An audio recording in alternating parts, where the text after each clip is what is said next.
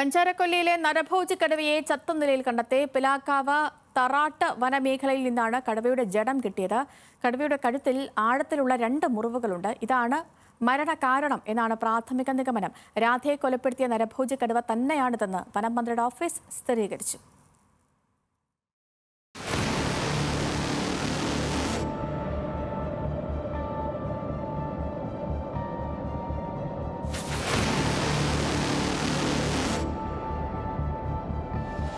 പ്രിയദർശിനി എസ്റ്റേറ്റിന് സമീപത്തെ വനമേഖലയിലാണ് പുലർച്ചെയോടെ കടുവയുടെ ജഡം കണ്ടെത്തിയത്. ഈ ഭാഗത്ത് കടുവയുണ്ടെന്ന് ദൗത്യസംഘം നേരത്തെ സ്ഥിരീകരിച്ചിരുന്നു. നരഭോജി കടുവയെ വെടിവെച്ചു കൊല്ലാൻ chief wild life warden Pramod J Krishnan ഉത്തരവ് പുറപ്പെടുവിച്ചിരുന്നു. ദൗത്യസംഘം കാടുകയറിയുള്ള പരിശോധന നടത്തുന്നതിനിടെയാണ് ചത്ത നിലയിൽ പെൺകടുവയെ കണ്ടെത്തിയത്. ഇത് ഇവിടെ വെച്ച് നിർത്താൻ വനം വകുപ്പ് ആലോചിക്കുന്നില്ല. വയനാട് ജില്ലയിൽ തന്നെ ചില കേന്ദ്രങ്ങളിൽ 3-4 കേന്ദ്രങ്ങളിൽ കടുവയുടെ സാന്നിധ്യമുള്ളതായി നാട്ടുകാർ പറഞ്ഞത് മാധ്യമങ്ങൾ റിപ്പോർട്ട് ചെയ്തിട്ടുണ്ട്. അങ്ങനെ റിപ്പോർട്ട് ചെയ്ത പ്രദേശങ്ങളെ ഇന്നും നാളെയുമായി ഒരു സ്പെഷ്യൽ ഓപ്പറേഷൻ സ്കീം നടപ്പിലാക്കുന്നതിനുള്ള നിർദ്ദേശം ഒരു ചീഫ് ഫോറസ്റ്റ് വൈൽഡ് ലൈഫ് വാർഡനോടും ജില്ലാ കളക്ടറോടും നിർദ്ദേശിക്കുകയും അതിനുവെച്ച ക്രമീകരണങ്ങൾ ഉടനെ നടത്തണമെന്ന് ആവശ്യപ്പെടുകയും ചെയ്തിട്ടുണ്ട്. കഴിഞ്ഞ ദിവസങ്ങളിൽ നിരീക്ഷണ ക്യാമറകളിൽ പതിഞ്ഞ ദൃശ്യങ്ങളിലെയും കടുവയുടെ ജഡത്തിലെയും ഐഡന്റിഫിക്കേഷൻ മാർക്കുകൾ ഒത്തുനോക്കിയാണ് ചത്തത് ആളെക്കൊല്ലിക്കടുവ തന്നെയാണെന്ന് സ്ഥിരീകരിച്ചത്. നരഭോജി കടുവയെ വെടിവെക്കാൻ തീരുമാനിച്ചതോടെ ദൗത്യസംഘം 10 ഗ്രൂപ്പുകളായി തിരിഞ്ഞ് പുലർച്ചെ തന്നെ തിരച്ചിൽ തുടങ്ങിയിരുന്നു. ഇന്നലെ രാത്രി 2:30 വരെ പിലാക്കാവ് തറാട്ട് ഭാഗത്ത് കടുവ ദൗത്യസംഘത്തിന്റെ നിരീക്ഷണത്തിൽ ഉണ്ടായിരുന്നു. പുലർച്ചെ ഏകദേശം ഒരു 12:30യോടുകൂടി ഈ ഭാഗങ്ങളിലായിട്ട് ഇതിൻ്റെ ടൈഗറിൻ്റെ ഒരു പ്രസൻസ് അറിയിച്ചിരുന്നു.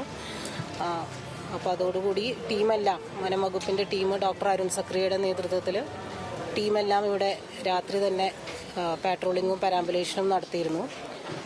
ഒരു 2:30യോടുകൂടി ടൈഗർ സ്പോട്ട് ചെയ്തിരുന്നു. ഒരു അറ്റംപ്റ്റ് നമ്മൾ ട്രാങ്കുലൈസേഷൻ്റെ നടത്തിയിരുന്നു. അത് പിന്നെ നമുക്ക് ഇത് പിന്നീട് അങ്ങ് ഓടിപ്പോവുകയാണ് ചെയ്തത്. കടുവയുടെ ജഡം ബേസ് ക്യാമ്പിലേക്ക് എത്തിച്ചു. പഴകിയതും പുതിയതുമായ മുറിവുകൾ കടുവയുടെ ശരീരത്തിലുണ്ട്. കടുവയുടെ ആരോഗ്യസ്ഥിതി മോശമായിരുന്നു. മറ്റൊരു കടുവയുമായുള്ള ഏറ്റുമുട്ടലിലാകാം ചത്തതെന്നും സംശയിക്കുന്നു. കടുവയെ വെടിവെച്ചിട്ടില്ലെന്നും പഴക്കമുള്ള ആഴത്തിലുള്ള മുറിവാകാം മരണകാരണമെന്നും വെറ്ററിനറി ഡോക്ടർ അരുൺ സക്രിയ. ഇഞ്ചുറി ആയിട്ട് വന്നതായിരിക്കാം. അത് കോസ് ഓഫ് ഡെത്ത് എന്ന് പറഞ്ഞാൽ ഒരു ഇൻഫൈറ്റ് വൂണ്ടാണ്.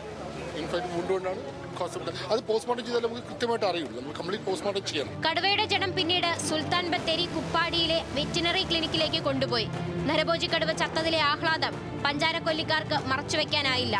ഉദ്യോഗസ്ഥർക്കും വനം വകുപ്പിനും മാധ്യമപ്രവർത്തകർക്കും നന്ദി പറഞ്ഞുകൊണ്ട് നാട്ടുകാരെത്തി. ഇതിന്റെ പിന്നിൽ പ്രവർത്തിച്ച ഒരുപാട് ഉദ്യോഗസ്ഥരുണ്ട്. അഹോരാത്രം 3-4 ദിവസമായിട്ട് ഇവിടെ നിന്ന് പ്രയത്നിച്ച ഒരുപാട് പേരുണ്ട്. മാധ്യമക്കാർ ഞങ്ങൾ പ്രത്യേകിച്ച് ആദ്യം തന്നെ എടുത്ത് അഭിനന്ദനം പറയുന്നു. DFRക്കുണ്ട്, പോലീസുകാർക്കുണ്ട്, ഇതിന് പ്രയത്നിച്ച എല്ലാവർക്കും അഭിവാദ്യമാണ്. പഞ്ചാരക്കൊല്ലിയുടെ അഭിവാദ്യമാണ് ഞങ്ങൾ അറിയിക്കുന്നത്. ആശ്വാസമായി. എന്തായാലും ആ ഒരു കടുവ ചത്തതുകൊണ്ട് ഒരു കടുവ മനുഷ്യനെ ആക്രമിച്ചു കഴിഞ്ഞാൽ ആ കടുവ പിന്നെ മനുഷ്യനെ ആക്രമിച്ചുകൊണ്ടേയിരിക്കും. മാനന്തവാടി നഗരസഭയിലെ പഞ്ചാരക്കൊല്ലിയിൽ വനമേഖലയോട് ചേർന്നാണ് കഴിഞ്ഞ ദിവസം ആദിവാസി സ്ത്രീയായ രാധയെ ഈ കടുവ കൊന്നു തിന്നത്. 100 മീറ്ററോളം രാധയുടെ മൃതദേഹം കടുവ വലിച്ചുകൊണ്ടുപോയി. പകുതി ഭക്ഷിച്ച നിലയിലായിരുന്നു വനത്തോട് ചേർന്ന് തണ്ടർബോൾട്ട് സംഘം രാധയുടെ മൃതദേഹം കണ്ടെത്തിയത്.